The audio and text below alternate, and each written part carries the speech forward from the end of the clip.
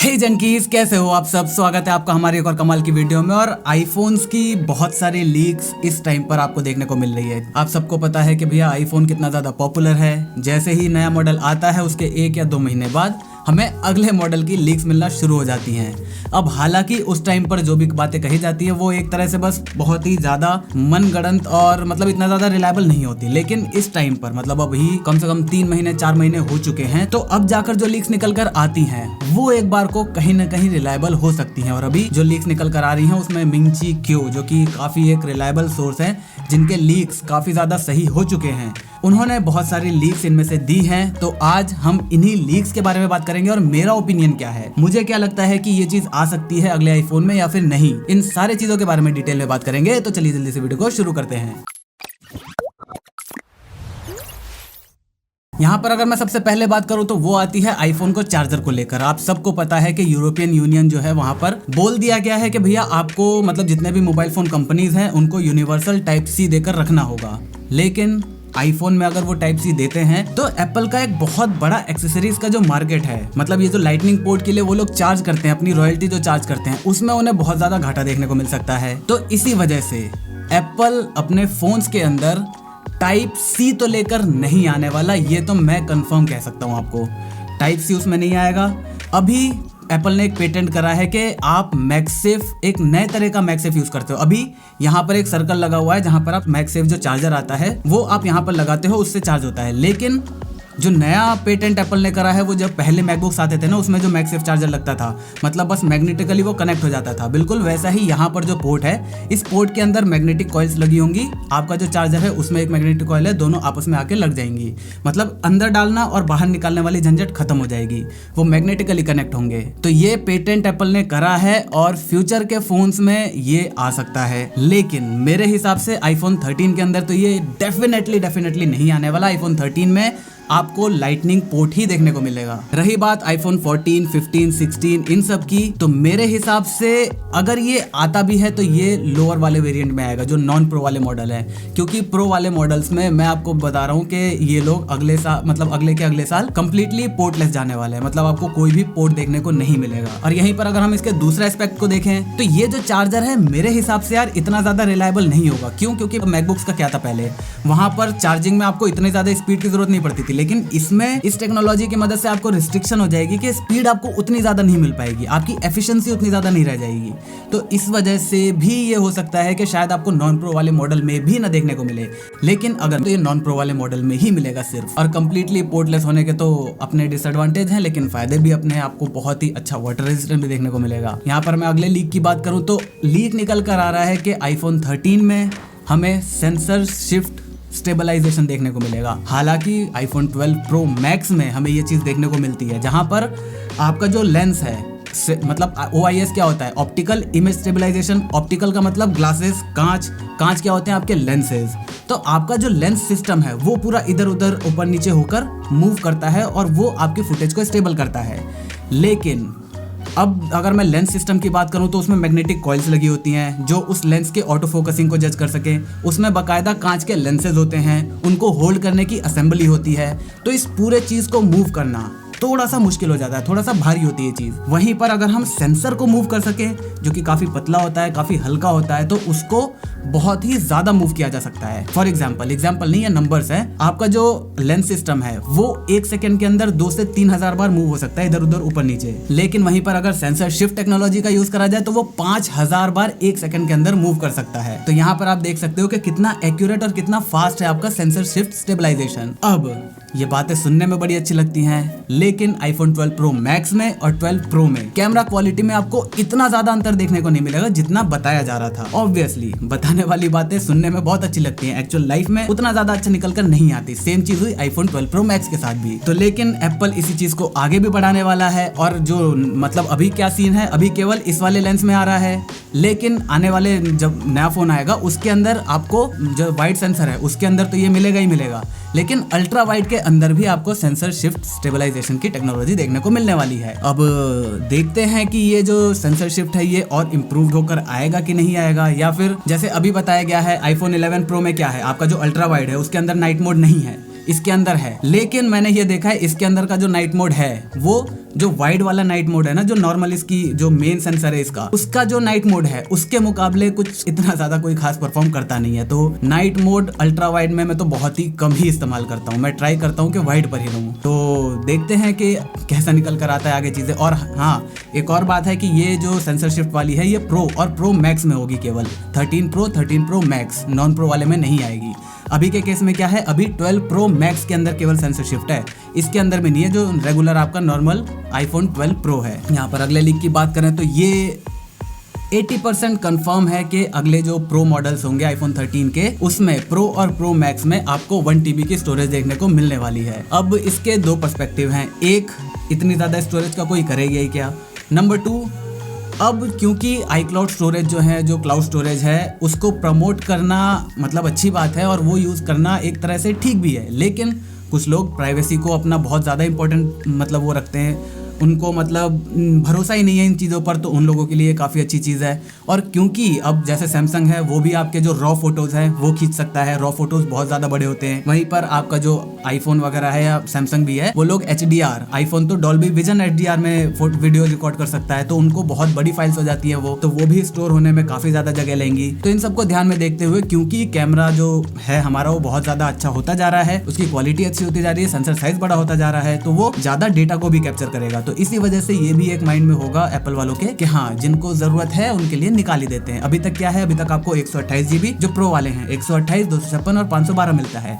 लेकिन अगली बार से शायद 1 TB का भी ऑप्शन आपको देखने को मिलेगा। नॉन प्रो वही रहेगा, 64, 128 और 256 मेरे हिसाब से। तो अभी अगले वाले 13 के लिए, आईफोन 13 के लिए। यहाँ पर अगले रूमर की बात करें तो आईफोन 13 मिनी, ये जो मिनी सीरीज आई थी ना, ये दिखने में काफी क्यूट सीरीज थी, मतलब काफी अच्छी सीरीज थी। लेकिन एप्पल का ये लग रहा था उनको कि उनकी सेल्स इतनी ज्यादा नहीं हो रही, मतलब रूमर्स निकल कर आ रहे थे, रिपोर्ट्स आ रही थी कि एप्पल क्या कर सकता है, जो 12 मिनी का जो प्रोडक्शन है उसको बंद कर सकता है। उससे क्या होगा, जब वो बंद हो जाएगा, क्योंकि मार्केट में इतनी ज्यादा डिमांड है नहीं इसकी, जब वो बंद हो जाएगा तो ऑब्वियसली नेक्स्ट जनरेशन में जो 13 मिनी आने वाला है वो एक बार को कैंसिल हो सकता है, पूरा ये सीरीज में से हट सकता है। लेकिन अभी तक उसका प्रोडक्शन नहीं रुका है 12 मिनी का। 12 मिनी आज भी प्रोड्यूस हो रहा है, बिक भी रहा है, शायद तभी प्रोड्यूस हो रहा है। तो रूमर्स अभी दोबारा से ये निकल कर आ रहे हैं कि शायद हमें आईफोन 13 मिनी भी मार्केट में अगली बार देखने को मिल सकता है। हालांकि मेरे बहुत सारे दोस्त हैं जिनको इस छोटे साइज का स्क्रीन पसंद है, वो यही कह रहे थे कि यार मुझे मिनी लेना है, मुझे मिनी ठीक लग रहा है। लेकिन मैंने उनको मना करा, ऑब्वियसली बैटरी को लेकर। तो अगर बैटरी की प्रॉब्लम को सॉल्व कर देता है एप्पल किसी भी तरीके से, या तो फोन को थोड़ा सा ही थिक बना दे, कुछ भी करे, अगर वो इस बैटरी की प्रॉब्लम को सॉल्व कर देता है तो मिनी बहुत ही अच्छी एक मतलब बहुत सारे लोगों की प्रेफरेबल डिवाइस हो सकती है। तो अब देखते हैं कि अगर इस साल के एंड तक प्रोडक्शन नहीं रुकता है तो भैया हमें देखने को मिलेगा आईफोन 13 मिनी। अगर बीच में रुक जाता है प्रोडक्शन तो ऑब्वियसली हमें 13 मिनी सीरीज पूरा डिसकंटिन्यू हो जाएगा अगली बार से। यहाँ पर अगला रूमर आ रहा है 120 हर्ट्ज को लेकर। तो अभी 12 प्रो सीरीज में अगली बार भी प्रो सीरीज में आएगा, नॉन प्रो में नहीं आएगा, इस बात का ध्यान रखना। तो प्रो वाले में ये वाला जो डिस्प्ले है ना, इसके अंदर 120 हर्ट्ज की हार्डवेयर कैपेबिलिटी है। अगर एप्पल चाहे सॉफ्टवेयर के थ्रू इसको अपडेट दे सकता है, लेकिन वो देगा नहीं, इसको डिसेबल करके रखा गया है। क्यों? बैटरी को लेकर।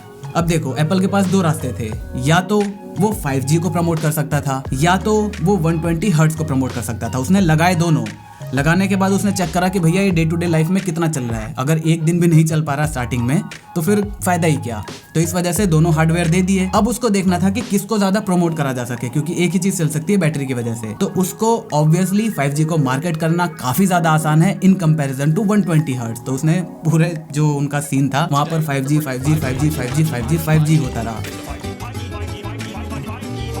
तो बस यही रीज़न है, और चूंकि इसमें हार्डवेयर है तो ऑब्वियसली अगले वाले में तो वो चीज़ इनेबल होकर हमें मिलने वाली है। तो ये बात तो मैं ठोक के कह सकता हूँ कि आईफोन 13 प्रो और प्रो मैक्स में आपको 120 हर्ट्ज का सुपर स्मूथ डिस्प्ले देखने को मिलेगा। मैं सुपर स्मूथ क्यों कह रहा हूँ, क्योंकि भैया 60 हर्ट्ज ही इतना स्मूथ लगता है ना एंड्रॉयड के मुकाबले। तो सोच लो कि 120 हर्ट्ज कैसा ही होगा। मतलब मैं बता रहा हूँ, आप दोनों आईफोन और उनके साथ में रख के कंपेयर करना, अलग ही मजा आएगा आपको। यहाँ पर अगले अपडेट की बात करें तो वो आ रहा है इस नॉच को लेकर कि भैया ये जो नॉच है ये छोटी होने वाली है। अब छोटी हो सके मतलब होगी मे बी, लेकिन कैसे छोटी होगी? ऐसे छोटी नहीं होगी, ये ऐसे छोटी होगी, मतलब इसकी जो ऊपर से नीचे की लेंथ है ना वो छोटी हो जाएगी, बस विड्थ कम नहीं होगी। क्योंकि आपको पता ही है यहाँ पर जितना भी चीज है वो सारी की सारी सेंसर बेस्ड है। जो आपकी फेस आईडी है इसमें, बाकी फोन में जो सिंगल कैमरा पंच रहता है ना उसमें केवल कैमरा को लेकर उसकी इन्फॉर्मेशन को लेकर फेस आईडी काम करती है, लेकिन इसमें बकायदा हार्डवेयर है, प्रॉपर आपका 3D मास्क बनता है, उससे जाकर ये अनलॉक होता है। तो ये बहुत ही ज्यादा सिक्योर और एक हार्डवेयर बेस्ड सिक्योरिटी है। तो जब तक एप्पल को इसका अल्टरनेटिव नहीं मिल जाता तब तक ये नॉच नहीं जाने वाली। हाँ, इसको मिनिमाइज करने का तरीका वो ढूंढ सकती है। तो ऐसा सुनने में आ रहा है कि इस बार मिनिमाइज होगा आईफोन 13 के अंदर। यहाँ पर नेक्स्ट र्यूमर की बात करें तो आईफोन 13 के अंदर ऐसा र्यूमर आ रहा था, बहुत स्ट्रॉन्ग र्यूमर आ रहा था कि आपको आईफोन 13 में फिंगरप्रिंट और फेस आईडी दोनों ही देखने को मिल जाएगी। ये र्यूमर्स आ रहा है, लेकिन मेरा मन जो है ना वो मानने को तैयार नहीं हो रहा। जिस तरह की एप्पल कंपनी है ना, मेरा मन नहीं मान रहा कि वो आपको फेस आईडी और ये मतलब फिंगरप्रिंट दोनों ही दे देगी। क्यों? क्योंकि iOS का जो नेक्स्ट अपडेट आया है ना, जो अभी बीटा वर्जन में है, उसमें क्या है 14.5 में अगर आपके पास एप्पल वॉच है तो आप अपना मास्क लगाए हुए भी अपने फोन को अनलॉक कर सकते हो, बिल्कुल वैसे ही जैसे आप मैकबुक का कर सकते हो।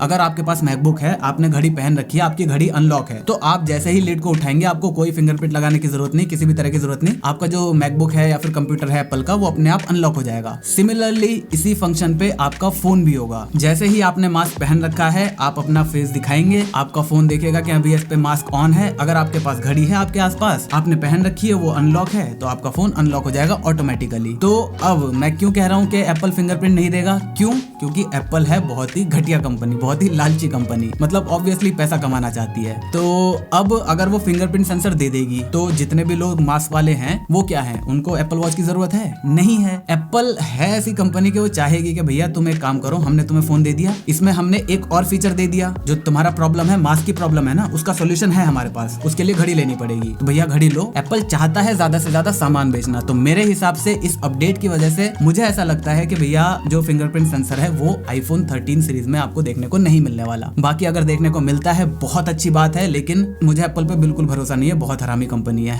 यहाँ पर अगला र्यूमर जो निकल कर आ रहा है वो इसके बॉक्सी डिजाइन को लेकर आ रहा है कि डिजाइन बिल्कुल ऐसा ही रहेगा। अभी बीच में एक न्यूज आई थी कि डिजाइन में थोड़ा सा चेंज हो सकता है, लेकिन बिल्कुल ऐसा नहीं होगा, क्योंकि एप्पल 3 साल के सर्कल में चलती है। आपका 10, 10s और 11 ये तीनों सेम डिजाइन पे थे। अब ये और इसके आगे जो 2 जनरेशन आएंगी वो बॉक्सी डिजाइन में ही हमें देखने को मिलेगी। यहाँ पर अगला र्यूमर जो आ रहा है वो आ रहा है iOS 15 को लेकर। अभी तक जो हमने मतलब जो लीक्स वगैरह देखे हैं, जो इसका एक प्रोटोटाइप वगैरह देखा है ना, उसमें बहुत ज्यादा इंटरेस्टिंग देखने को मिल रहा है iOS 15। जो अभी जून में पिछले साल हुआ था ना 2020 में WWDC, वहां पर जो एप्पल ने अपने iOS 14 को प्रेजेंट करा था, तो वो पहला एप्पल का इवेंट था WWDC जहां पर ऑनलाइन इन्होंने करा था और वो काफी बड़ा सक्सेस भी हुआ था। तो इसी वजह से इस साल भी वो लोग प्लान कर रहे हैं कि इस चीज को ऑनलाइन ही करते हैं। ऑब्वियसली ऑनलाइन ही करेंगे क्योंकि अभी भी पेंडेमिक जो है वो गया नहीं है। तो इसी वजह से शायद मई या जून में हमें दोबारा से WWDC देखने को मिलेगा, जहां पर एप्पल अपने iOS 15, iPadOS 15, WatchOS 8 इन सबको मार्केट में लेकर आएगी डेवलपर्स के लिए कि भैया हम ये फीचर ला रहे हैं, आप अपने एप्स को इन चीजों के हिसाब से ऑप्टिमाइज करो, इन चीज के हिसाब से डेवलप करो। तब देखने की बात ये है कि क्या ये जो दिख रहा है हमें, क्या ये चीज हमें रियल में देखने को मिलेगी या फिर नहीं, क्योंकि मुझे नहीं लगता कि एप्पल सडनली इतना बड़ा जंप ले सकता है। ले लेगा भाई, मुझसे ज्यादा खुश कोई भी नहीं होगा, लेकिन मेरे हिसाब से तो ये चीज नहीं होने वाली। थोड़े बहुत अपडेट्स होंगे, थोड़े बहुत विजुअल चेंजेस हमें देखने को मिलेंगे, लेकिन मुझे नहीं लगता कि इतना ज्यादा मेजर हमें चेंज देखने को मिलेगा, क्योंकि ऑब्वियसली 13 से 14 के अंदर हमें काफी बड़ा चेंजेस देखने को मिला है। जो ये विजिट वाला सेक्शन आया है ना, वो एप्पल की निगाहों से अगर देखें तो बहुत बड़ा चेंज है, बिल्कुल नई चीज कर दी उन्होंने। तो इसीलिए अब 14 से 15 में इतना बड़ा जंप दोबारा से एप्पल लेकर आए, मेरे हिसाब से तो यार पता नहीं, आ जाए तो बहुत अच्छी बात है। अब यहाँ पर अपने लास्ट र्यूमर की बात करें, जो कि आईफोन 13 से रिलेटेड नहीं है, लेकिन फोल्डेबल आईफोन से रिलेटेड जरूर है, आईफोन 2022 से रिलेटेड है। तो यहाँ पर बात ये है कि सैमसंग को मतलब एप्पल ने सैमसंग को अपना वो दे दिया है कि भैया तुम 7.5 से लेकर 8 इंचेस तक की फोल्डेबल डिस्प्ले को हमारे लिए तैयार करो। हम 2023 तक अपने फोल्डिंग फोन के ऊपर काम करने वाले हैं, मतलब 2023 तक हो सकता है एप्पल का फोल्डिंग फोन आ जाए। एप्पल बहुत ही दिमाग वाली कंपनी है, पहले वो सबको हर चीज ट्राई करने देगी। सैमसंग अपना ट्राई कर ले, हुआवे अपना ट्राई कर ले, ओप्पो अपना ट्राई कर ले, जो उनके हिसाब से सबसे बेस्ट, सबसे ज्यादा प्रैक्टिकल टू यूज, सबसे ज्यादा इजी टू यूज, ये सारी चीजें और जो सबसे ज्यादा लॉन्ग लास्टिंग होगा ना, उस कॉन्सेप्ट को लेगा एप्पल, उसको अपने हिसाब से मॉडिफाई करेगा और तब जाकर ऑलमोस्ट परफेक्ट चीज आपको लाकर दे देगा। और यही खासियत रही है एप्पल की, सारी चीजों को लेट लेकर आता है, लेकिन जब लेकर आता है उसको ऑलमोस्ट परफेक्ट करके लेकर आता है। तो फोल्डेबल आईफोन जो हैं वो हमें शायद 2023 तक देखने को मिलेंगे और ऑब्वियसली वो बहुत ही ज्यादा महंगे होने वाले हैं। रही बात, एक और रूमर निकल कर आ रहा है कि 2022 में मतलब आईफोन 14 में आपको होल पंच वाला वो कटआउट देखने को मिलेगा, ना कि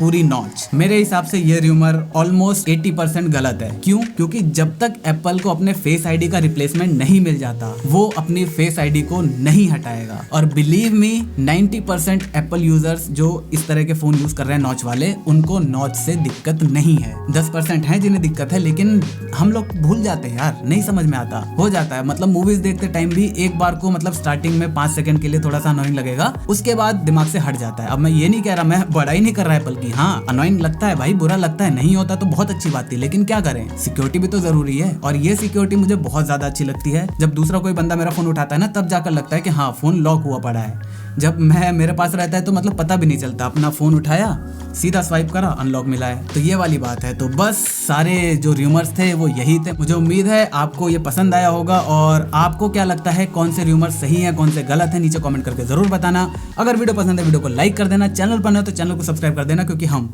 इसी तरह की ज्ञान भरी बातें आपसे करते रहते हैं। मैं मिलता हूँ आपसे अगली वीडियो में, तब तक जय हिंद, वंदे मातरम।